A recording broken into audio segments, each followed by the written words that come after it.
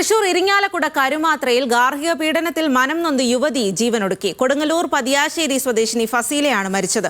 1.5 മാസം ഗർഭിണിയായ തന്റെ വയറ്റിൽ ഭർത്താവ് നൌഫൽ ചവിട്ടിയെന്ന് ബന്ധുക്കൾക്ക് വാട്സാപ്പ് സന്ദേശം അയച്ച ശേഷമായിരുന്നു ആത്മഹത്യ. ഫസീലയുടെ ഭർത്താവ് നൌഫലിനെയും മാതാവ് റംലത്തിനെയും പോലീസ് അറസ്റ്റ് ചെയ്തു. ഫസീല നിരന്തരം പീഡനം നേരിട്ടെന്ന് ഫസീലയുടെ പിതാവ് അബ്ദുൾ റഷീദ് പറയുകയും ചെയ്തു. ഭർത്താവത്തെ ചവിട്ടി നല്ല രാത്രി അതിൻ്റെ പേരിൽ ഞാൻ മരിക്കാൻ വേണ്ടി പോകണം. പോസ്റ്റ്മോർട്ടം ചെയ്യരുത് തന്നെ. പിന്നെ ഉമ്മ ബലാത്സംഗം വിളിച്ച് ഇതറിഞ്ഞിട്ടാണ് ഞാൻ കൂടി അവിടെ ചെല്ലണം, ഞാനും എൻ്റെ ഭാര്യയും കൂടി. അപ്പോഴവർ പറഞ്ഞ് തല കറങ്ങിയിട്ട് ഹോസ്പിറ്റലിൽ കൊണ്ടുപോയിക്കാന്ന് പറഞ്ഞു. ഞാൻ അങ്ങനെ ഉടനെ മോഡേൺ ഹോസ്പിറ്റലിൽ വന്ന് ഡോക്ടറെ കണ്ടപ്പോൾ ഡോക്ടർ പറഞ്ഞ് മരിച്ച് കഴുത്തിൽ പാടുണ്ടെന്ന് പറഞ്ഞു. സ്ത്രീധനം ഞാൻ കൊടുത്ത് 16 പവൻ്റെ സ്വർണ്ണമാണ്. പക്ഷേ ഒരു ദിവസം തള്ള വിളിച്ചിട്ട് പറഞ്ഞ് എൻ്റെ മോനിക്ക് അധികം കൂടുതൽ കിട്ടേണ്ടതായിരുന്നു, നിങ്ങൾ എന്തുകൊണ്ടാണ് കൊടുത്തത് എന്ന് എന്നോട് എൻ്റെ ഭാര്യനോട് ചോദിച്ച്. ഇതൊക്കെ മോള് വിളിച്ച് പറയും, പക്ഷെ ഞങ്ങളോട് ചെല്ലണ്ടെന്നും പറയും.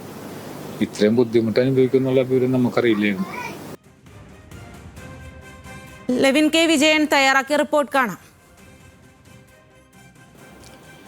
ഇരിങ്ങാലക്കുട വെങ്ങാനല്ലൂരുള്ള കരുമാത്രയിലെ ഭർതൃ വീട്ടിൽ വെച്ചാണ് ഇന്നലെ രാവിലെ 6:45 23 വയസ്സുകാരിയായ ഫസീല ആത്മഹത്യയ്ക്ക് ശ്രമിച്ചത്.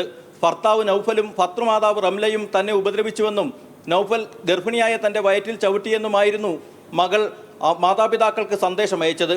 ഫസീലയുടെ മാതാപിതാക്കളായ അബ്ദുൾ റഷീദും സക്കീനയും വിവരങ്ങളറിഞ്ഞ് വെങ്ങാനല്ലൂരിലെ വീട്ടിലെത്തി. പക്ഷേ ഫസീനയെ തലകറക്കം മൂലം ആശുപത്രിയിൽ എത്തിച്ചെന്നായിരുന്നു മറുപടി ലഭിച്ചത്.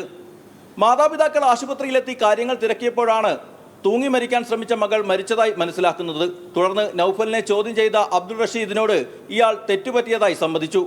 സംഭവത്തെ തുടർന്ന് ഇരു വീട്ടുകാരും തമ്മിൽ തർക്കങ്ങൾ ഉണ്ടായതോടുകൂടി കൊടുങ്ങല്ലൂർ പോലീസ് നൌഫലിനെ കസ്റ്റഡിയിലെടുത്തു. ഇരിങ്ങാലക്കുട പോലീസിന് കൈമാറിയ പ്രതി കുറ്റം സമ്മതിച്ചു. ഇതിന്റെ അടിസ്ഥാനത്തിൽ മാതാവിനെ കൂടി ചോദ്യം ചെയ്തപ്പോഴാണ് റംലയും മകളെ ഉപദ്രവിച്ചിട്ടുണ്ടെന്ന് പോലീസിന് മനസ്സിലാകുന്നത്. പിന്നാലെ തന്നെ ഇരുവർക്കുമെതിരെ ഗാർഹിക പീഡനം, ആത്മഹത്യാ പ്രേരണ തുടങ്ങിയ കുറ്റങ്ങൾ ചുമത്തി കേസെടുത്തു.